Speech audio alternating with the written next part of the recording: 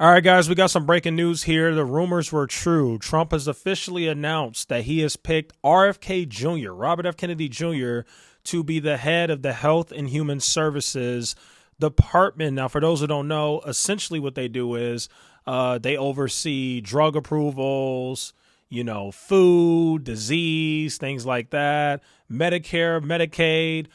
The Health and Human Services Department also oversees the CDC, the FDA, as well as the NIH. I believe that's the National Institute of Health. So RFK Jr. will have pretty much complete control over the health policy of this country going forward. And I think that's extremely interesting because he actually has some very interesting ideas. Chances are he very likely knew he was going to get this position before he got it, because as soon as he endorsed Trump, he immediately started going with this whole thing of make America healthy again. As a matter of fact, he even has his own website called Make America Healthy Again. That was kind of his slogan. And he basically spent the last few months telling everybody, hey, this is pretty much what I'm going to do when I become the head of Health and Human Services Department. And that's exactly what happened. Now, I want to show you guys this tweet right here. People have been talking about it. As soon as it got announced that RFK would be the head of HHS, big pharma stocks actually started to tank, as well as vaccine stocks. So Moderna, Pfizer, their stock prices started to tank. And then if you look right here, some of the big pharma companies like Johnson & Johnson, Eli Lilly, some of these ginormous pharma companies that use a lot of their money to influence politics in many different ways. The reason why those stocks are tanking is because the stock market is projecting that these companies are all going to take a hit because RFK ain't going to play no games with them. They're not going to be able to roam free and do whatever they want in this country like they have for years, even decades. Let me show you guys another interesting tweet, and this actually ties in to what RFK wants to do. This is a billionaire. His name is Chamath Palihapitiya. He's pretty popular. He tweeted this, and it actually kind of stuck out to me. He said, I am fortunate to be able to spend 6 to 8 weeks in Italy every summer. I work in Milan for 4 to 6 weeks and then take my summer vacation for 2 to 3 weeks. More importantly, I get to eat non-American food sources for an extended period every year, and I always lose weight, usually maintaining muscle mass, losing fat. This summer, as usual, I ate pasta, bread, drank wine, ate gelato, and got moderate exercise by walking around most days. I lost 5 pounds. I came back from Europe, 164. After 2.5 months back in the U.S., I've gained back 2.5 pounds.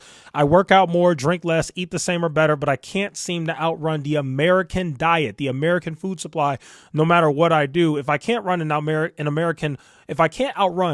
American food supply with the resources I have access to, how are most other Americans expected to do so? Is it any wonder then that 1/3 of all kids are obese / near obese?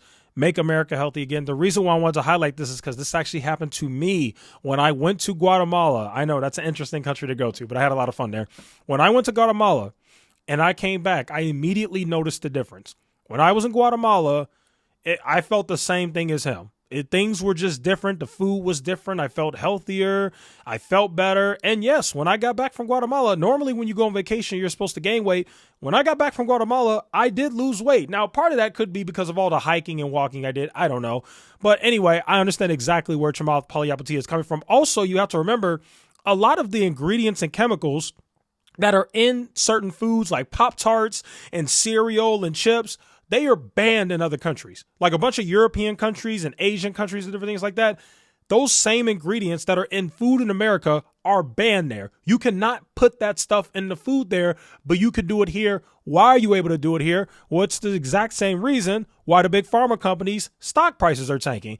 It's because these big pharma companies have a huge influence over our politicians, and they have been able to essentially get them to do whatever they want them to do so they can line their pockets and make more money. And that's disgusting. And so now let's go ahead and actually look at what RFK's platform is. So CBS News actually did a really good article on it.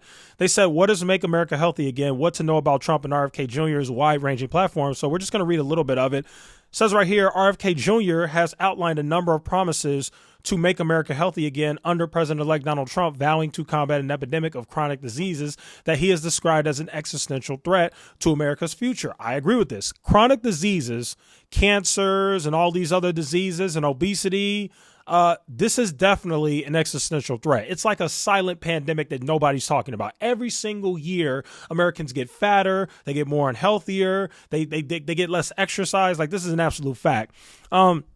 Says here, all are under the banner of fighting what Kennedy sees as a common threat behind a broad swath of ailments, that Americans have been mass poisoned by big pharma and big food, and that federal agencies have failed to stop it. I do 1000% agree with RFK on that.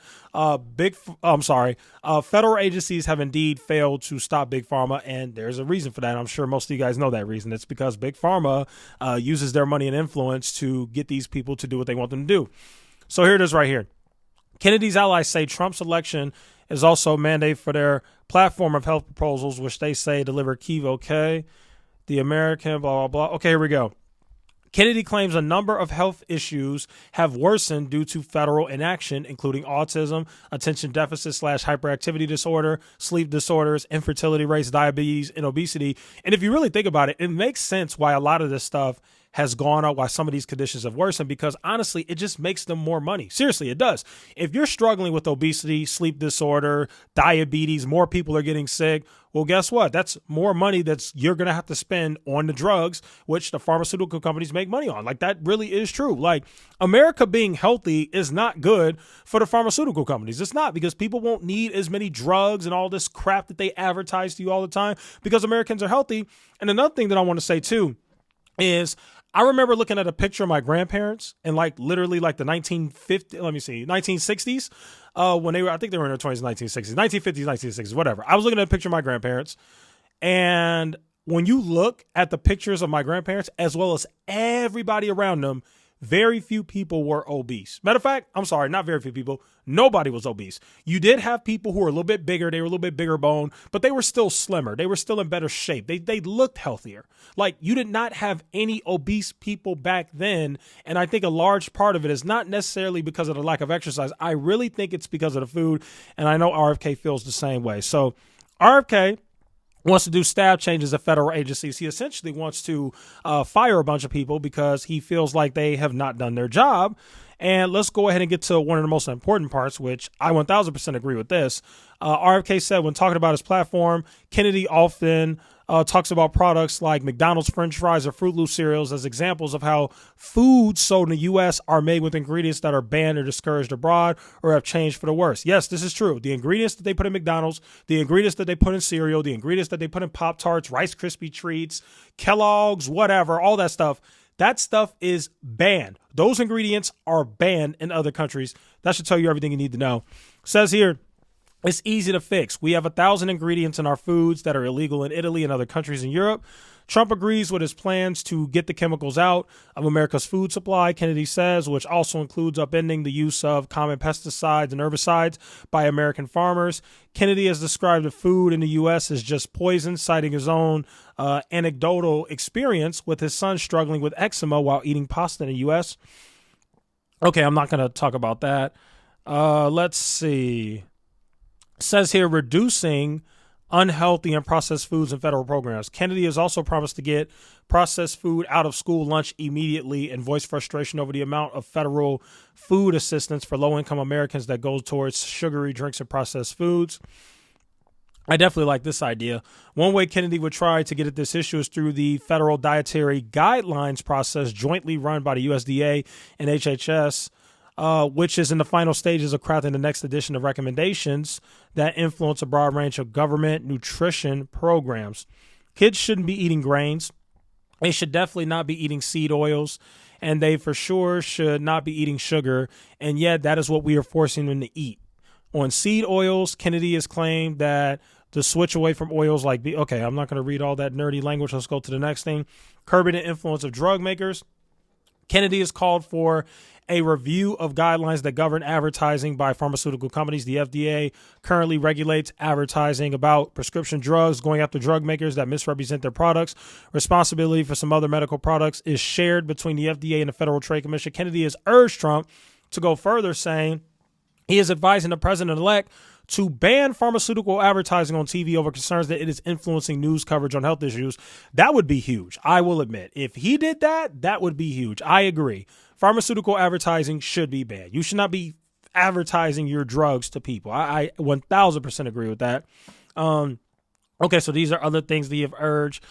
Kennedy is also a proponent of alternatives to drugs, as well as just overall alternative health, like more holistic type of health and different things like that. That is true. And then here's where it gets interesting. This is where he gets the most criticism, is because of his past words that he said about vaccines. He said so many different things about vaccines. I actually remember him gaining prominence in 2020. Where he basically talked about how vaccines are bad, they cause autism, all these other things. Now, I will be honest, when it comes to his opinions on vaccines, I do disagree with that. But there are a lot of good things that I am seeing regarding RFK. But it says here, Kennedy has a long record criticizing the safety of vaccines, including recent misleading claims that shots have an exemption from pre-licensing safety testing before they are approved. In fact, the FDA requires new vaccines be studied, blah, blah, blah, blah, blah. Okay, the bottom line is, I'm sure most of you guys know RFK's vaccine history. Oh, I forgot about this. He wants to get the fluoride out of water, which actually I don't agree with that. I actually think that's bad. I think obviously there's a lot of conspiracies about fluoride in your drinking water, but those are just conspiracies. I haven't seen any real evidence that fluoride is bad for you. As a matter of fact, you actually do need fluoride in your water, and many dentists and doctors and things like that have supported the reason why you need fluoride in your water. So I don't agree with that. Overall, here's my overall opinion on RFK. I do not think he should be the head of the health department. I do not think that he should do that. I don't think that's good for the country. I actually questioned a lot of Trump's cabinet picks, but we're just talking about RFK in today's video. But yeah, in terms of the Health and Human Services Department, I'm really skeptical about RFK's him being skeptical on vaccines. I'm really skeptical about RFK being skeptical about vaccines, basically, is what I'm trying to say. And the reason why I'm so skeptical of that is because there is a story about something that happened in the island of Samoa where he basically had like this nonprofit organization. And because of his rhetoric over there, they basically told the people in the island of Samoa that, I forgot what outbreak it was, but they basically said vaccines are bad. Don't get vaccines. So they stopped getting vaccines over there. Like the vaccine rates plummeted. And then what happened was you had like some sort of outbreak. Like I think it was like measles or something. Like you had a crazy outbreak and then 80 people died. And this was literally because of RFK. So although I agree with many of his policies, I do not think that he's the right person to be the head of Health and Human Services, because you have to remember the Health and Human Services does so much more than just, get the food, get the ingredients out of the food and all these different things. Like there's so much more that goes into it. I would rather some sort of doctor or actual scientist be in charge of this department. I am not in support of RFK being here. I actually think it's kind of dangerous. Now, again, I do think the RFK will do some good things, but unfortunately I do see the bad things outweighing the good things because he's a little bit too far left when it comes to health and different things like that. And you just got to be really careful who you put as a part of these organizations. So I don't know. That's just my opinion. We'll see how that goes, but that's my opinion on the whole thing. Thanks for watching today's video. I'll see you in the next one.